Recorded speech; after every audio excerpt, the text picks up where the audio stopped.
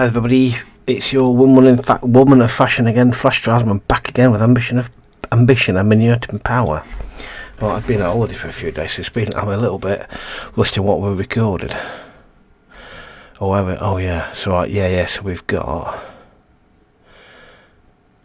Maximilian's Grand Salon, which is now, right, oh God, we are going to be so we've got that now, then we've got Meeting Ludovico, then we've got that,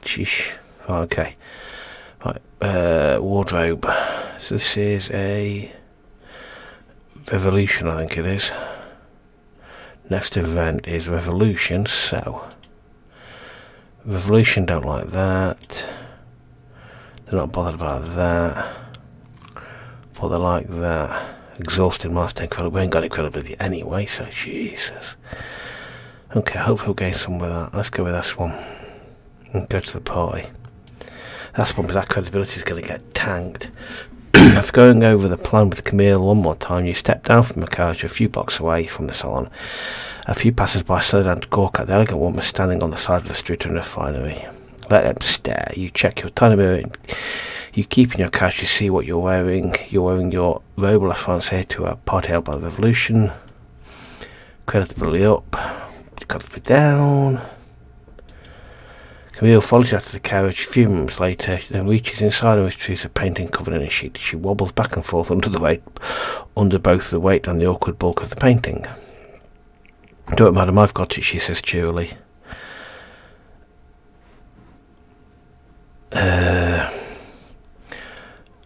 Madam, she paused to think and make sure she has all the facts straight in her head. I'm to follow you up into the salon with the painting. You are to pretend that this painting is a surprise gift for Madame Lebrun. Then we shall use this painting to expose the most terrible baron. Before we leave, I shall ruin their hors d'oeuvres on wine. I love Camille.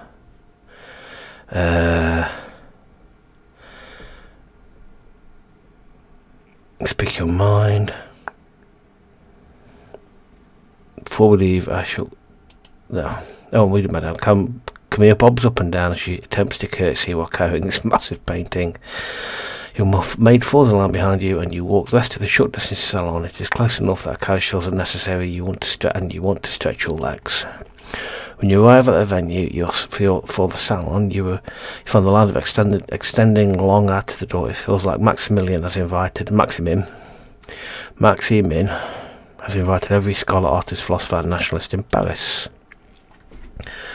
I'm quite nervous about this. How many of these people were there when Maximin singled you out and tore into you at his party? How many of them made jokes at your expense afterwards? Judging by the confused glances and sniggering laughter, Judging by the confused glances and snickering laughter from a few people in line, quite a few. The thought of waiting with those people having to endure their barber marks makes your skin crawl. Thankfully, you don't plan on standing in their line. Indeed, you approach the significantly shorter line reserved for the most honoured guests. Waiting there with Camille using your well-affected air of dignified impatience. While you're standing in line, you manage to overhear an interesting rumour. Cool. Yeah, there's a lot of rumours in these lines for these parties. Cheap reverential gossip. In a few moments you find yourself inside and see the doorman, as before, who seems to be enjoying the opportunity to boss around anyone trying to enter the party.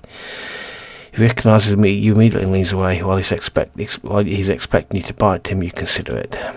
Invitation, madam, he looks asked suspiciously. Hand over the invitation.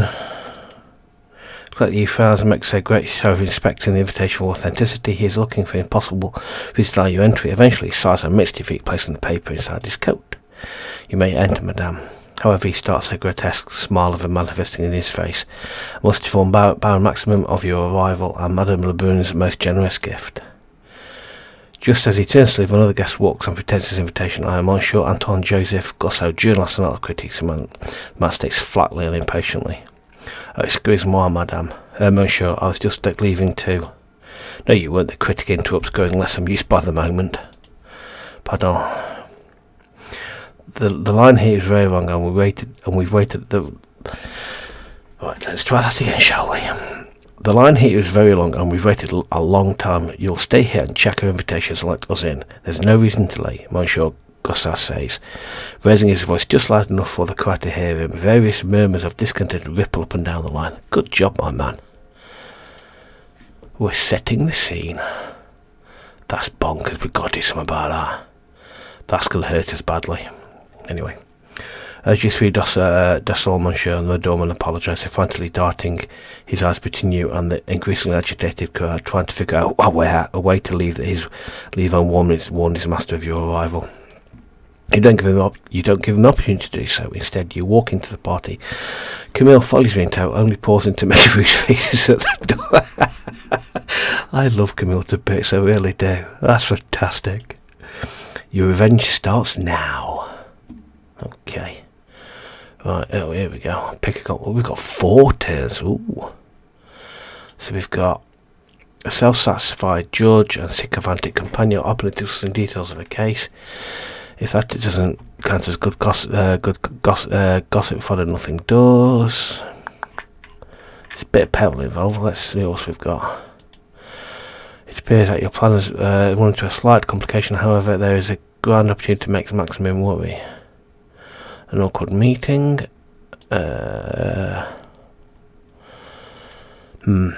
is a woman here who looks very much like you? Interesting. Yeah, she does actually, yeah. And you've got a chambermaid has been charged with returning a lost pouch of coins. Oh, I'm not sure I want to bother with that.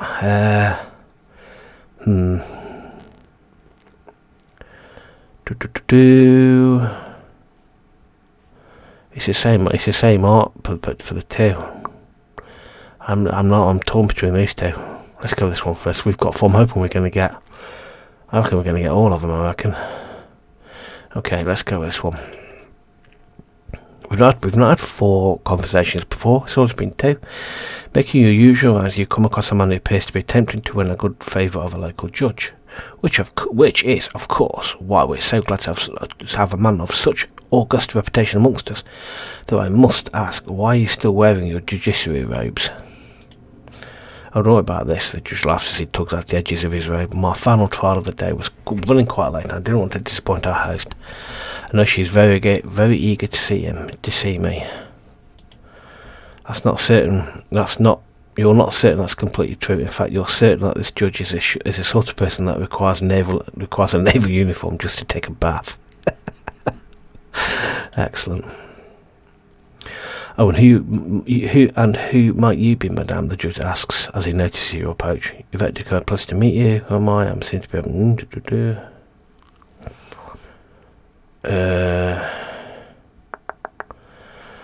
it's between these two. Let's go with that one.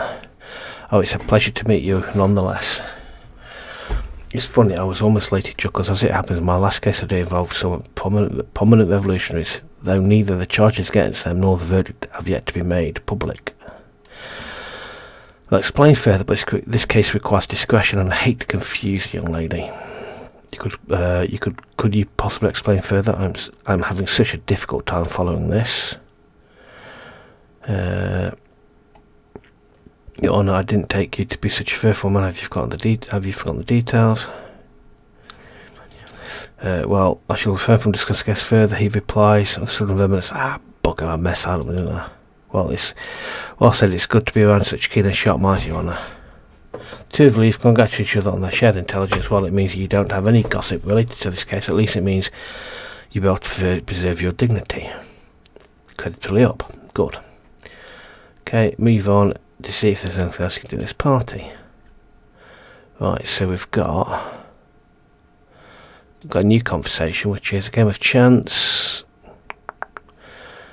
Could be lots of money, but it's not worth the risk. We've got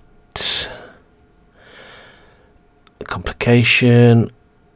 We've got messengers arrive at the door bearing personal information. It's scandalous news. It might be worth quite a bit if you were to obtain it. It's peril, though, isn't it? An urgent message. I don't know what to do because it's credibility with a tank going on. That's what worries me. Let's go with this one over here. Okay, they've all got peril, haven't they? Madame Mirror, return to the party. Yeah, I want to see what's gone over here. Woman here, she looks very much like you. While circling the party, you happen to notice something very strange. At first you thought you'd be looking in the mirror, but something was simply off about the whole thing. How odd. You walk over to inspect the said mirror, and you're interrupted by someone in the middle of your approach. Madame Ducar, I'm pleased to see you again. Would you be willing to indulge me for a moment, so you might be able to discuss our business again? You still remember everything we went over, no? I've not got a clue, mate. You have no idea who the devil this is, after, of course, this business that we did, which you know so much about. Yeah, remind me. Seriously, we've talked about this earlier today, Madame Ducar. Oh, great. I was saying you approached me earlier in the evening, said you'd be interested in borrowing a substantial amount of money. Of course, interest will be significant, but we're already convinced me that you isn't worth worrying about. He steps back up and down, some puzzled him. One basis bold asked to ask, why did you change your outfit?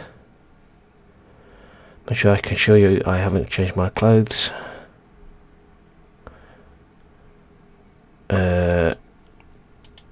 Then, if you aren't the one I spoke with, then. So, but I need to leave immediately. We'll have to discuss how long you'll later replies that tend to sound serious. You can hear an undertone of panic in his voice. Always very nervously, which seems odd to realise he's still planning on trying to negotiate some kind of mass loan with you. The kind you can't possibly afford. Oh, great. I don't know what happened there. However, your first were priority is to find the mysterious woman who's pretending to be you. Let's find her. Right, so we've got 2 conversations left. We've got Firebrand. You set upon a young Firebrand who seems suspicious of any threats to your cause. Be like a powerful fever and a wall of iron. Something dangerous demeanour. And on favour. We've got Paramount discussing diplomats from America. And we've got over here. We've got We've got this pair again. We've got this one down here. It's just like, however, there's also a grand opportunity to make maximum worry. I don't know what to do here. We can't afford any more power. Enough power already. Without any more. This is cheap revenue gossip, and this is. Let's go with that. I'm still not entirely sure what Pell gives us, and that leaves us one move left to do. You find yourself drifting to someone else's conversation like a ship being pulled in by the tide. 2 men unnervingly like appearance have been having a hushed, intense conversation as the revolutionaries are wont to do. If I so remember, Benjamin Franklin, the American ambassador, was supposed to go back to the United States for some reason. However, he decided to stay after he made so much headway on religious tolerance with the Edict of Versailles. You manage to take their conversation in, but somebody can't get over how similar they look. Are they brothers, or have you attended so many parties that everyone's just started to blur together? Pa, he can't speak of tolerance all he wants, but it's meaningless while he bows and scopes through every courtier of Versailles. France pay dearly in blood and coined out these Americans win their republic, and what they do in return, they lick the monarchy's boots. It's outrageous, simply something has to be done. Doesn't sound like it's time to give doesn't it sound like it's time to give Monsieur Franklin a better offer? He's made sure to colours like monarchists have their let the monarchists have their fall. Well, I don't think at all. I'd rather have. Are you certain that's wise? Well, I perceive someone that doesn't naturally see the values in our cause. The work of revolutionary requires solid coalition and solidarity. Well, that's certain the correct aptitude to have if you like losing. Let's go with that one. Solidarity with those consorts with enemies. That's his bottom, currying favour with and that's built on currying favour will splinter at the first sign of conflict. The value of our cause, if self-evident, is Monsieur Frank can't see that, then the fault lies entirely with him. Oh, great. Their conversation continues without you. It appears their plan to let Monsieur Frank languish in Versailles. This will give the kind of exclusive access to the support of a foreign power, be it small and a distant one. Yeah, I'm starting to get a bit, not annoyed, I'm starting to get a little bit kind of frustrated with this credibility thing. It's just tanking everything, you just can't get it up at all. Well, evolutionaries gain a little power, the kind of lost a little power. Okay, discussion wraps up and the 3 of you go your separate ways. You take them up to clear your head. Hopefully you won't let the future conversation get away from you like that. I did mess that up, haven't I? I did mess it up that royally. Yeah, you need to help me out on these, folks. Well, I keep making some mess in this conversation. If you guys let me know how you're doing credibility. What are you doing to get your credibility up? I know that's my own fault. That is purely entirely my own fault. Took too many risks. That, however, help me out on this one. Let me know in the comments. That as well. Again, that's my own fault on that. We're on this one, are we? Okay. Here we go. All your plans, your excellence, your artistic patron has led this moment. Okay, let's get it on. Oh, blimey, here we go. This could go horribly wrong, or this could go brilliantly. That worries me an awful lot. But anyway. With everyone else preoccupied, you manage to slip away from the conversation. It appears that Camille is almost done setting up the painting. It's on the wall with a series of other portraits surrounded by some smaller pictures, so the eye will naturally be drawn to it. Painting is very madam, we need to pull off the sheet, she whispers too excitedly. It's just in time to appear. The art critic Monsieur Gouras has entered the room. He seems to have taken interest in the curious image of a covered painting in the middle of the salon. He's walking over to you with a few of the guests following in his wake. This is it, your grievance is nigh. With a trembling hand, you reach out and grab the edge of the sheet to reveal Maximum's secret to the world. Suddenly, with fingers clutching at the corner of the sheet, you feel a hand clamped around you. You're arrested. It appears Maximum managed to exit the conversation a little sooner than you expected. What exactly do you think you are doing? Yes, said you. Well, you're supposed to be smart. What does the name Rose mean to you? How much would you pay to ensure this film before it never sees the light of day? Maximum eyes stare at your eyes widening, her eyes darting between the covered painting and the approaching Monsieur Gouras. What did that little woman tell you? Whispers slowly. That was a monster. I took her when nobody else would. I gave her a job. I paid her well, I did everything I was supposed to do and more. He sneers, he whispers this at you, every word dripping with venom. We were lovers, of course. All I asked is she got rid of the boy, but instead she defied me. Now she seeks to use it against me, just like I said she would. I wouldn't let my work be jeopardised. Anyone would have done what I've done.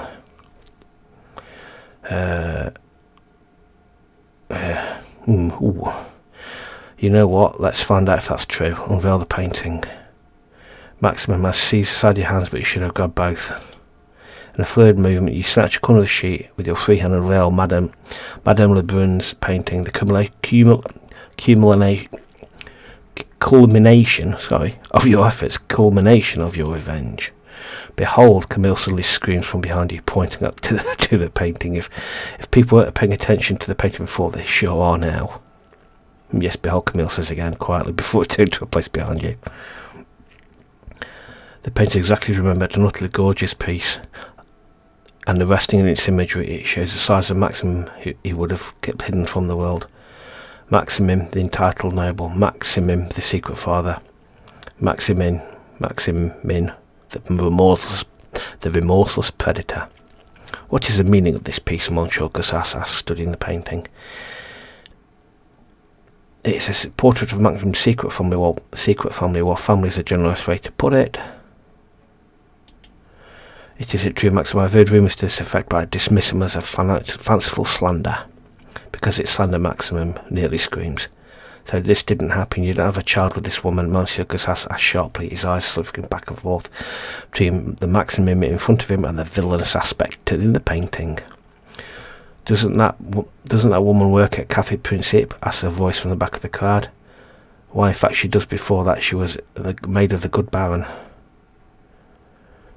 Well, she has to support the Baron's son somehow. The crowd goes quiet to this statement as they collectively start to piece together what all of this means. Eyes glance at you, to Maximum, to the painting over and over again. I don't. Maximum stammers and stops. His desire to hear himself talk has finally failed him. Have it. Your order quiet rooms falls deathly silent, waiting for an explanation that just isn't coming. Slowly, murmurs of confusion build. Hundreds of outraged voices build on each other until they form a dull roar. People press forward to question Maximum with Monsieur Gouras at the front. Someone taps you on your shoulder. Suddenly, you're face to face with two guests that seem familiar. It takes you a moment to recognise them, but you realise these are the people. But you realise that these people were present at the night you were humiliated by Maximum. Is it true, did Maximum really prey upon one of his servants? He also threatened to have her falsely accused of theft. Don't forget that part. Falsely accused one of his servants of stealing from him. That's no small crime, mon Dieu. That means she'd have been the shocked guest trials off mid-sentence as she and her partner seemed to answer the question for themselves at the same time. The answer dawns on them. Years of rumours of Maximum's capricious acts of self-preservation, each ignored individually, suddenly coalescing into an undeniable picture, much like the one hanging on the wall. That picture that reveals a horrible truth. And you, madam, you're Yvette Ducotte, aren't you? Madam asks suddenly. Maz suddenly asks. Yes, I am. Yes, I am she. And you seem familiar, the woman claims excitedly. What other guests start to turn you in her direction to listen. Now it makes sense why Maxim would go to such lengths to slander you. He tried to drive you away just like his maid because you knew the truth about him. You gave him a staggering amount of credibility. You've lost a staggering amount of bell. Happy days. Let's see how quickly I can lose that, shall we? Order of events. The order of events there is a little backwards, but you'll take it. Madam, you have done the working people of past and the nation of France a great service backspace on this corrupt aristocrats' vile past. We are in your debt. You've gained a staggering amount of favour with Antone. I do know that name, but I don't know why. But how do we use this favour? As for Maximum, the man grumbles. Maximum has been ruined. The next few moments are chaotic blur as you're led through what was once Maximum's great salon by his crowd. Camille follows behind you, desperately trying to keep up. Cheers go up wherever you are seen, and toasts are made. Someone even throws you a rose. You get the feeling as if a spell has been broken. How many of these people were Maximum's admirers but a month moments ago? Did they always secretly hate him, or did they have their opinions really changed this quickly? Yeah. Okay, it's the first one myself. Maximum is a predator and got exactly what he deserves, but is justice what they actually care about? Let's start that again, shall we? Maximum is a predator and got exactly what he deserves, but is justice what they actually care about? How quickly would these people so swept from celebration be willing to turn on you someday? Very, very quickly.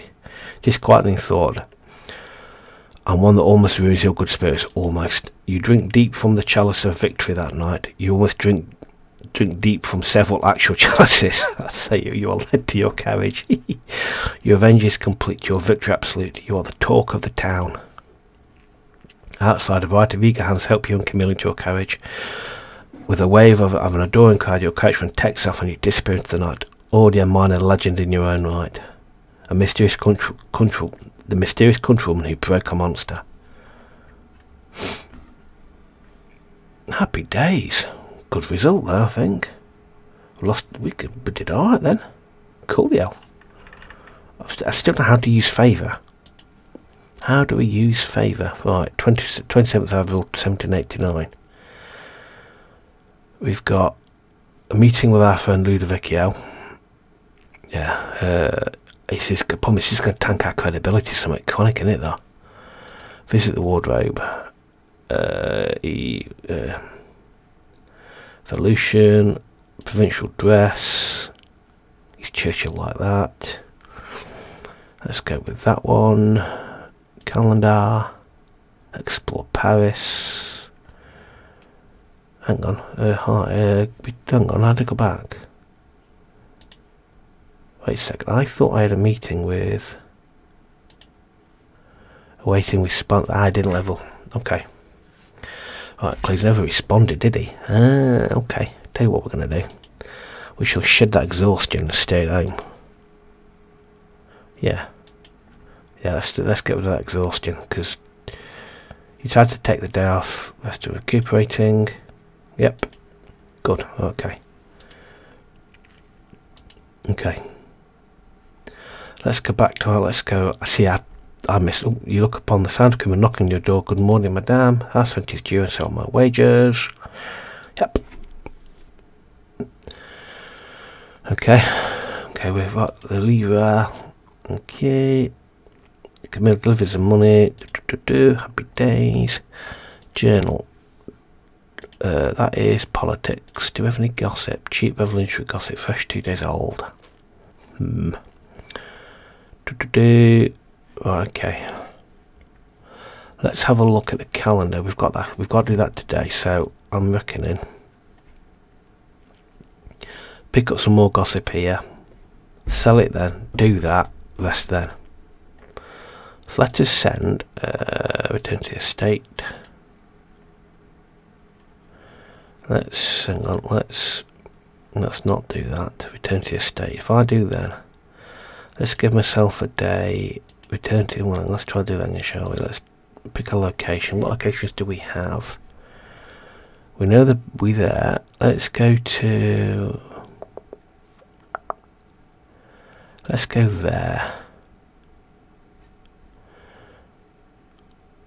Pick location. Let's try there. See if it comes back to that. Oh, actually, he turned that one down, didn't he? Right. Revolution wardrobe. Right. So wardrobe revolution. Nope. We actually do need to go. I wore that last time as well. We need to go and get ourselves new dresses as well. Okay. Assess preparations. Creditably up. Okay.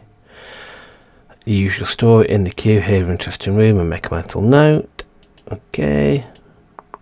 Yep, fine. Okay. A servant checks your invitation, seems to have an order. We'll do that. Because that gets the grateful from the gift from you and sets it aside as you enter the party. Whispers of other guests noting generosity. We like that. We like that a lot. Yep. Go credibility, lose peril. Now let the games begin.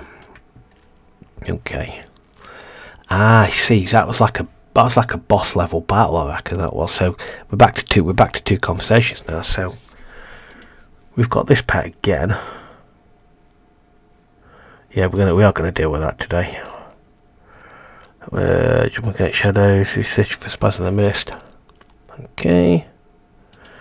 We've got up here, we've got messengers of the door, we've had that, okay. Yeah, it could be worth looking at. And up here we've got, yeah, so it's the same, it's pretty much the same three really. We're gonna have this one though. Pick the conversation. You freeze in your tracks when you spot her. Ever since your last encounter you've been looking for her. This is one we've been imitating you, and even had the audacity to try and take a vast loan in your name. You spotted her talk to another party guest, but she hasn't noted you yet. Sneak up on her. It's so lovely to finally meet you, madam, because she says you guys speaking with the imposter. Now you're a step closer to your double, you have to admit the resemblance to you is uncanny. Well, I've admit I've been extremely busy since I've the past. So many people have offered me their help. It's been wonderful to take them up on their generosity. Madam Deckard appears to be somebody behind you. Who? It is, how do I say? It is you, madam. The imposter wills on to see you and is greeted by your glaring countenance. Perhaps I should leave this discussion to the two of you. The podcast says already slinking away from you both. With that, he skulks away, leaving you with your double. The imposter looks up you up and down, but doesn't even seem perturbed by your presence, or at least he's doing a fine job of hiding it. I don't suppose it is late to say you have the wrong woman. Let's cut to the quick. What would you give me if I simply let you keep? No, that's not. Yes, this is a little too late for that. Well, then let me explain myself. She replies calmly. You're an incredibly lucky when people are ruined by Parisian high society every day. You happen to be ruined in a way that actually gave you opportunities. I realised one day how much I looked like you, and thought, she's given me a second chance. Why don't I deserve one too? Of course, the first thing she did with this second chance was to try and take up matters of loans in your name, but she's willing to gloss over that important detail. I managed to collect some money from synthetic nobles, and I've heard of an interesting secret, but those bank loans never came through for some reason. So exactly what do you want from me? I want rumours, the coin, and for you to stop pretending to be me. Information, give me everything you've learned by pretending to me. You know all of it. I suppose that this could last forever, Sylvie. She pulls that sizable compass from her waist pocket, hands over to you. She then proceeds to explain.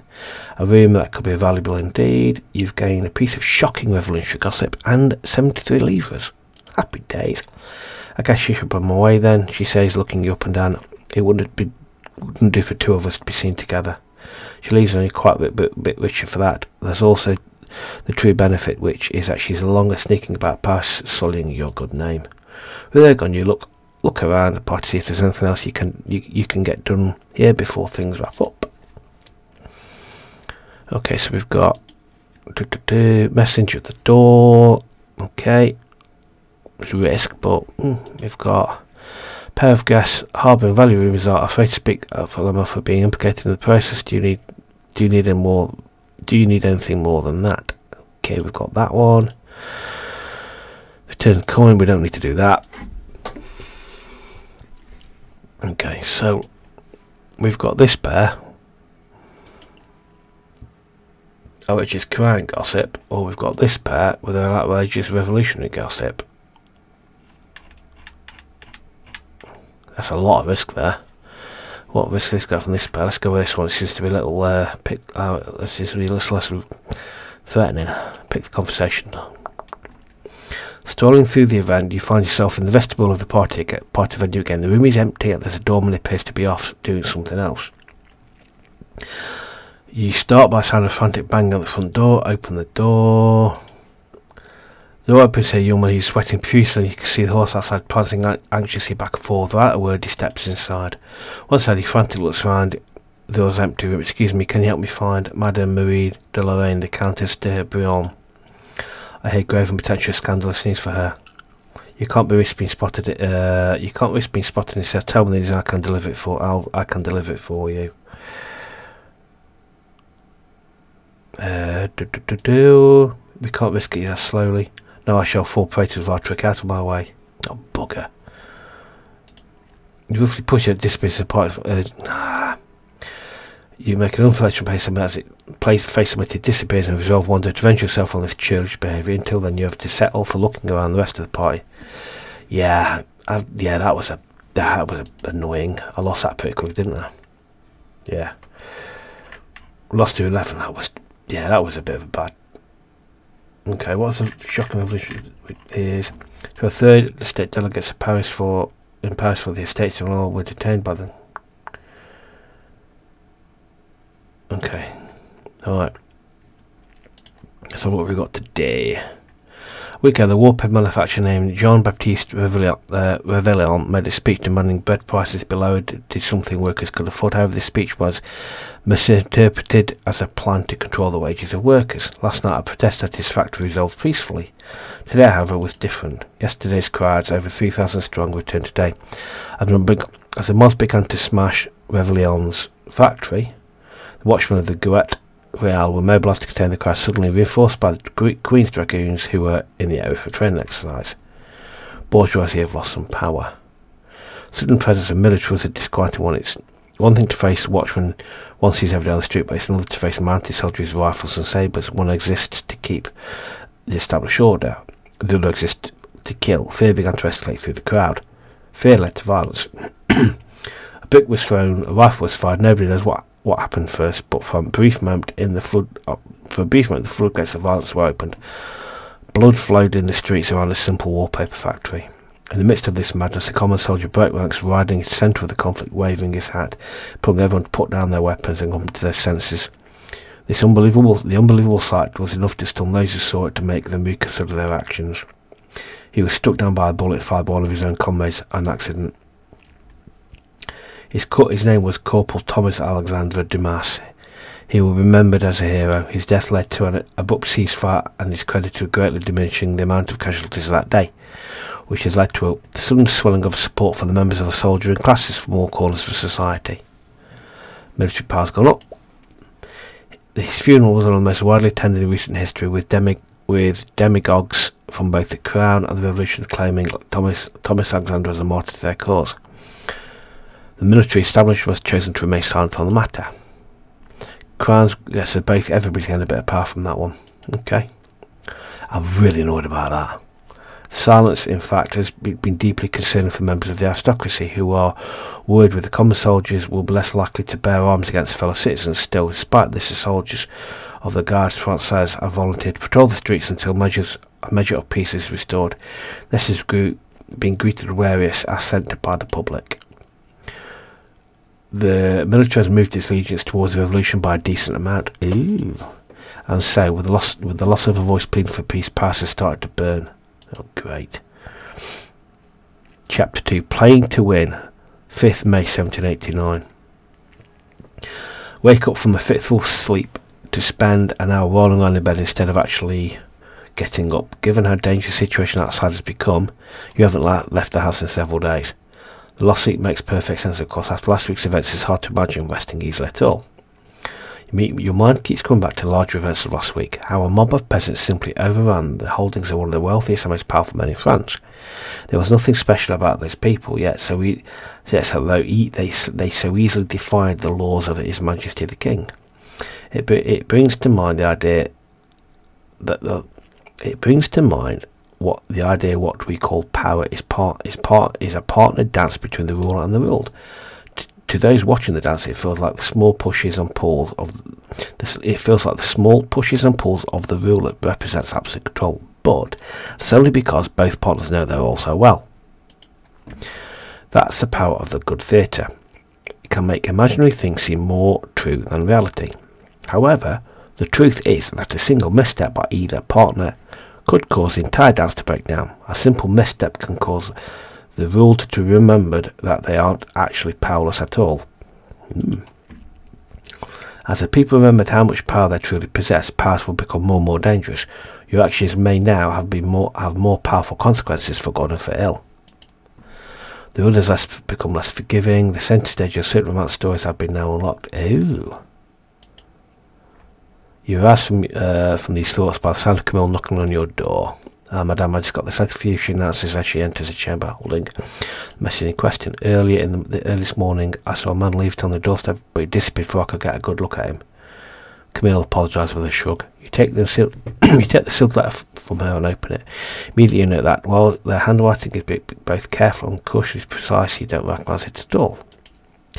Madame de Coeur, you don't know me, but I follow La Trompette de Papel with interest, and I know you're connected to some of its finest stories. However, I've also reason to believe that I would be quite useful to some of your more clandestine interests. I'll be waiting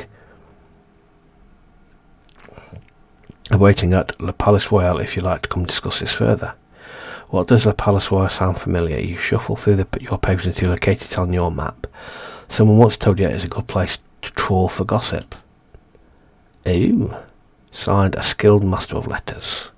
Well, this is certainly unconventional, but if you wanted to meet this man at the Palace Royal, you could do it today. Okay. Close. Accept. Close. Right, so we're there. So. Right. We've got one exhaustion. Things we've got to do today. We've got to meet this bloke, and we've got to get some kind of new outfits. Now, let's do this guy today. So we'll do him today. Let's explore Paris first. So we've got Petit Mugler, Trumpet of Papa, Café, the Palace Royal. Let's just go back to this state a second, because we've got gossip, haven't we? Journal.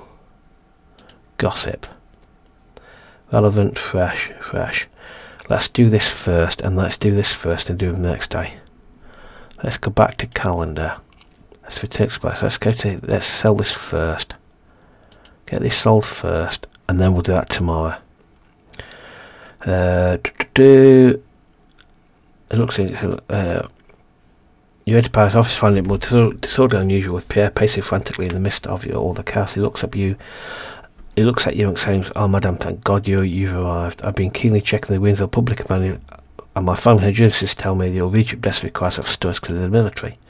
I'm at a loss for such information. If we can get the fresh gossip relevant to the facts out for the next 7 days. 15 livres, okay. Gossip, I don't have time for that. Expressing, he explicitly says that the section I see fun. I shall have to find other ways to sate the readership's needs for the light of the truth. Now to business then. So if I sell the gossip, what's the chance of being cut to me? No chance. Fine. Sell the gossip. Okay. Shocking with only gossip. Bit of 1 in chance. Okay. Right. Go home. Seems to go quite well. Fine. Okay. Right. Yesterday, the great fanfare, the Estates General finally convened. This great meeting is the result of His Majesty the King calling together all 3 estates of France to debate and vote upon the various crises ravaging the country. How the great various crises of the country ravaging the country shall be resolved. As a part of every ceremony, each state paraded down the streets of the city. The first state, the Church, sent clergymen from all over France. Among their number are everything from humble countryside priests in a black Cossack state, resplendent bishops and cardinals bedecked in crimson and gold. The second estate, the nobility, strutted down the streets in unison, bedecked in the finest clothes and jewels. They seemed like an army of swaggering peacocks. Theirs is the realm of tradition, privilege, and loyalty to the crown. The third estate, representing the over 9/10 of France's population, marched in stern, quiet rows, dressed in blacks, browns, and other sober colours. They represent everything from the highest judge to the wealthiest factory owner to the lowest peasant. In fact, His Majesty has easily seen fit to break from tradition to grant the third estate double representation, with twice the amount of representatives there close to representing their own stake in the country, which was originally the source of great hope. Unfortunately, it has come to pass that while they were granted double representation, they haven't been given double amounts of votes. The third estate can still only cast as many votes as either the first or the second estate, which means their double representation is purely symbolic. Needless to say, that has made many people extremely unhappy. In fact, it's in fact led to some within the third estate to, wait, what the devil? Clenching the newspaper in your tightly clutches, you read the article carefully. One of the men describing the article sounds extremely familiar. Long brown hair, young and tall, representing the nobility of the second estate that has elected to merely wear a fine blue coat for opening ceremonies without other adornments. This article writer singled out his casual attire as disrespectful. That's the one you're absolutely certain of it. Without any illustrations to speak of, you're forced to carefully reread this short passage over and over again. Every tiny statement about the reporter's chosen viewing point of the ceremonies gains a new value as you attempt to deduce where a man was last seen. After checking your findings against your map of Paris, you think you might have a lead. Research on is now available in your Paris map. In fact, you might be able to reach it for and search for him today. We're not going to do that today. We are going to do something else today. We're going to searching on Mons. We're going to go to the Palais Royal. Let's go see what's going to happen from this one. Crossing between the 3rd and 4th arrondissements, you're struck by the beauty of the buildings around you. Some of the oldest buildings of the city are here, surrounded by the homes of wealthy aristocrats. The entrances of these elegant homes are blocked by garish dressed doormen who honestly look more bored than imposing. Growing up, you read incessantly about Paris, devouring any book or map you could find. Yet for some reason you can't remember what makes this area special beyond nice homes and some buildings built in the 1300s. Then you see it. Le Palais Royal, the favourite social spot for all the aristocrats in the city, the hub of all gossip, social news, slander and scandal. If there was ever a telling secret or a salacious rumour, this was the place to find it. You can now visit Le Palais Royal on the Paris map. You see elegantly dressed aristocrats strutting around the garden, stopping briefly to chat in hushed voice tones. Yeah, let's go with the tutorial. Stepping back underneath a shady awning, you take some time to really take it all in. Everyone here is well dressed, or dressed so casually that it only draws attention to how powerful they must be. After all, only the truly powerful can afford to downplay their importance. It feels so tense. Aristocrats and courtiers merrily flit from conversation to conversation with a practiced ease, but you can never lose the feeling that nobody really has really let their guard down. Everything they do is a kind of public performance, reinforcing any image they're trying to create. You have come to understand that every time you visit a palace file, you'll be awarded a piece of gossip from a random faction. It will always be cheap gossip, but at least discounted reward. Ooh. After you feel a bit more comfortable with how things work, you stroll on the square, staying on the absolute edge of the conversations. You pretend to be a traveller just admiring the apartments and gardens. For an hour or so, you manage to overhear some useful. Pierre will be very interested in this. You have quite cheap military gossip. The social acts in the square start to filter out their dinner appointments and other social commitments. You decide you should head home as well. Yep, it's been truly valuable. So basically, we're back home. Alright. Let's go to the Explore Paris bit. Alright, so we now know that free money, basically. There we go, free money. Useful. Alright. I think we need to go and get... So we've got the Maid and the Archer. These are incidents. That's research in Armand. I think that we're going to go to La Petite Mogale. If I look at... Let's just return to your state. Right. We need to have 1 day of rest. That's guaranteed. We've got to have a day of rest. We've got to get our exhaustion down because it tanks our credibility. If we look at our wardrobe, military provincial dress +9, +12. It's novelty's going down though on the old provincial outfit. I think I'm going to do that now actually. Let's go back to the calendar. Explore Paris. We need to get ourselves a new dress. Visit location. Right, so we want... Right, so what we got to sell, we've got... That's got 65. We'll see if we can replace it first. Executive gown. +14.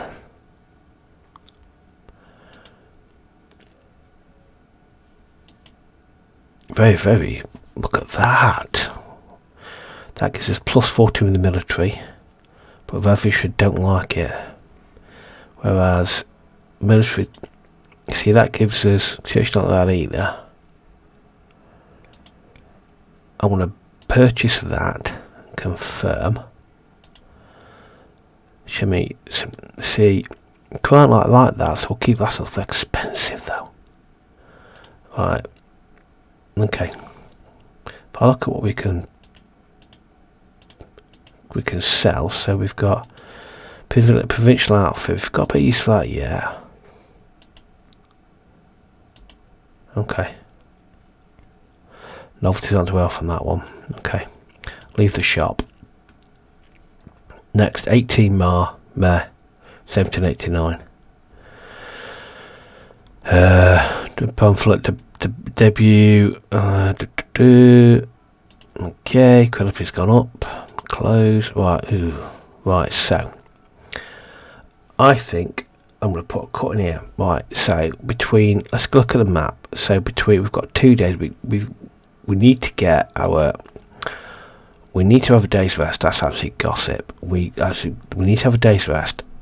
We could do with visiting him, and we've got this part. We've got 2 days of partying. Right, so I think this is what I'm planning.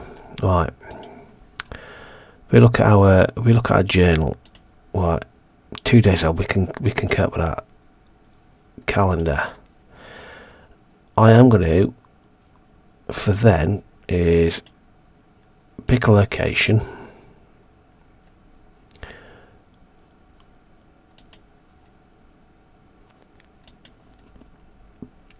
Okay, so we've sent right,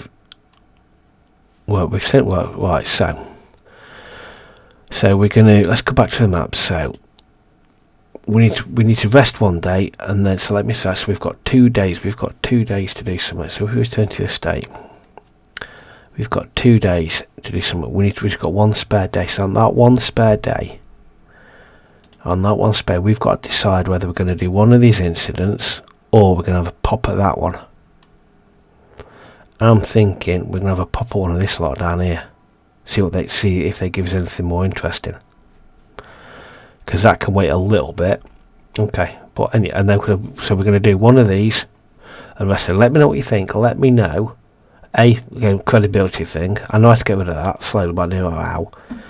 And then whether we should go at that one or one of these, but we need to rest because we've got parties coming up. But anyway, I hope you've enjoyed our little adventure into revolutionary France, and I shall see you in the next one. Thanks very much. Bye.